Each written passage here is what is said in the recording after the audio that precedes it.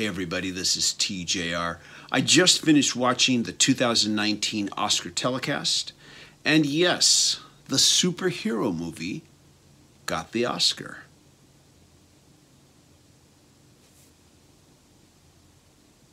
I don't own a watch, but I just wanted to give the internet trolls a chance to make idiots of themselves. Of course, in the space that it took me to look at my imaginary watch, I'm sure there are at least a couple of internet trolls out there who had to immediately jump on their keyboards and write, "You moron! Black Panther didn't win the Oscar. Are you sure you were even watching?" Everybody, that was my 50-year-old internet loser troll still living in his mother's basement impersonation. Thank you, everybody. Thank you. Thank you. No, of course, I'm not talking about Black Panther. I'm talking about Spider-Man Into the Spider-Verse winning the Oscar for Best Animated Motion Picture. If you've followed me on this channel, you know, of course, that I'm a very big animation fan, and I'm as passionate about that as I am about popular music. From the moment I first saw Into the Spider-Verse trailer, I was intrigued because this film had a very unique animation style that broke away from the traditional styles that we normally see from animated films by major studios here in the United States. And as much as I enjoy the Marvel Studios films, as much as I enjoy live-action adaptations of superhero comics, in my opinion, the obvious medium for superhero comic adaptations is animation. And I do hope that the success of Into the Spider-Verse, even prior to this Oscar win, but now especially after this Oscar win, that it will not only encourage more sequels to Spider-Verse, but encourage other studios to try doing these types of films in animation. And I'm thinking especially of Warner Brothers. Many comic book fans will agree that while Warner Brothers / DC has stumbled with their live action, they have oftentimes really hit the mark when it comes to their animation adaptations. And I'm talking about a lot of their direct-to-video animated releases.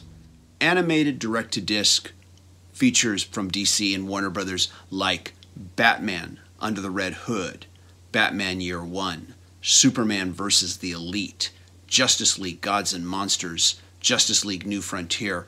These are all good examples where Warner Brothers / DC Comics really hit the mark with their properties versus how they did it in live action.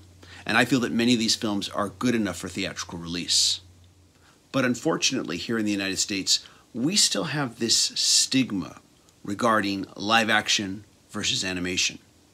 We still have this unconscious feeling that somehow if we tell a story in live action, it's more legitimate versus if we tell it in animation. I remember a friend of mine who said to me back when he first saw Walt Disney's Beauty and the Beast, he said that the best compliment he could give that film is that he got so emotionally invested that he forgot he was watching a cartoon. And this is why I've always said, animation is just another medium. It's just another medium to tell a story, just the way live action is. The other reason why I'm very excited for this particular Oscar win is because finally, the 6-year stranglehold by Disney, yes, Disney, in this category for Best Animated Feature has finally been broken by another movie.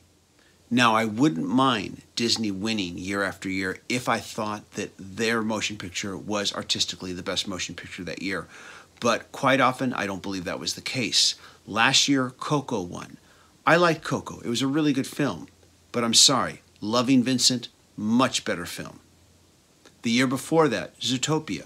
It was a good movie. But Kubo and the Two Strings, much better. The Red Turtle, a much more deserving picture. 2015, Inside Out, excellent motion picture, but When Marnie Was There was a much better movie. 2013, Frozen.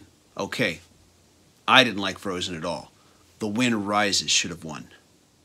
And I think year after year, the award has gone to Disney simply because it's the easy choice for the Academy voters.